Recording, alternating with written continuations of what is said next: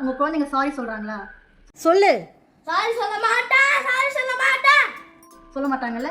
நீங்கள் சொல்லுவீங்க, என் குழந்தை சாரி கேட்டால் சாரி சொல்லவே மாட்டேங்கிறான், எவ்வளோ அடிச்சு பார்த்துட்டுங்க, எவ்வளோ திருப்பி பார்த்துட்டுங்க, அவனுக்கு அந்த நல்ல பழக்கமே வர மாட்டேங்குது அப்படின்னு நிறைய பேரண்ட்ஸ் வந்து சொல்லுவாங்க.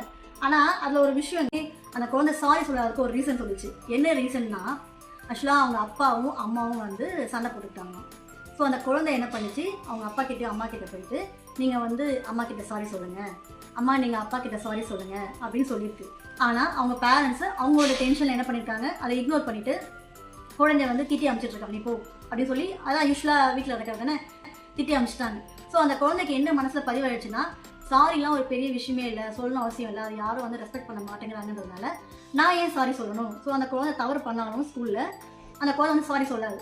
சாரி சொல்கிறது வந்து ஒரு இம்பார்ட்டண்ட்டான விஷயம், அது ஒரு குட் ஹேபிட்டாக அது வந்து எடுத்துக்கிறதே இல்லை. ஸோ வேறு உங்கள் குழந்தைங்க முன்னாடி இதை மாதிரி நீங்கள் ஏதாவது பேசுனீங்களும் செஞ்சாலும் நீங்களும் சாரி சொல்லுங்கள், தேங்க்ஸ் சொல்லுங்கள்.